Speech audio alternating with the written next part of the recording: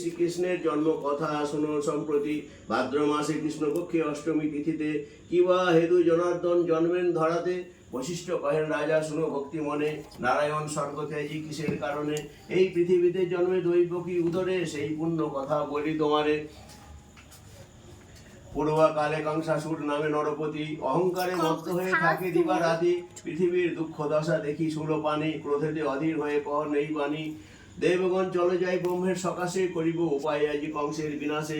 অনন্তর মহেশ্বর দেবগণ রয়ে, গমন করিল সবে ব্রহ্মার আলয়ে।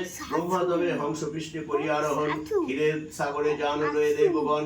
সাগরের তীরে স্তব করে সুরগণ, তবে দুষ্ট হইলেন দেবনারায়ণ। কিবা হেতু করেছ হেথায় আগমন, ব্রহ্মা বলিলেন প্রভু করি নিবেদন। শিব বরে বলিয়ান হয়ে কংসাসুর, পৃথিবীরে দেয় সদা যাতনা প্রচুর।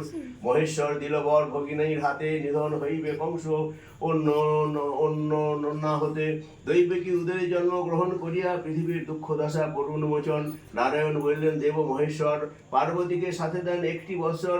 কার্য শেষে পুনরায় আসিবে চলিয়া, এত বলি উমা রমা সাথেতে লইয়া। মথুরা উদ্দেশ্যে যাত্রা করি নারায়ণ, দৈবকী উদরে জন্ম করিল গ্রহণ। ভাদ্র মাসে কৃষ্ণপক্ষে অষ্টমী তিথিতে, বুধবার রোহিণী নক্ষত্র নিশার্ধেতে। সর্বদিক আলোকিত করিয়া শ্রীহরি, ধরাধামে অবতীর্ণ শিশুরূপ ধরি। কেমনে রক্ষিব প্রভু কংস হাত হতে, ভাবিয়া উপায় মোরা নাহি পাই চিতে। অন্তর্যামী নারায়ণ অন্তরে বুঝিল, পরিধান ত্যাজি প্রভু দ্বিভুজ হইল। অনন্তর ভগবান হরির কৃপায়, বাসুদেব শৃঙ্খল হইতে মুক্তি পায়। মায়াময় শ্রীহরি আশ্চর্য মায়াতে, রক্ষিগণ অচেতন হইল নিদ্রাতে। যে সময়ে ভগবান আবির্ভূত হন, যশোদা গর্ভেতে যোগ মায়া ব্রজে জন্মলন। অতঃপর ভগবান গণ বাসুদেবে, নন্দালয়ে তারে রাখি আসিতে হইবে। নন্দকন্যা যোগ মায়া শ্রী ভগবতীরে, আনয়ন করিয়া দিবেন দৈবকীকে। সেই কালে বাসুদেব গমন করিল, কারাগৃহে লৌহদ্বার মুক্ত হয়ে গেল।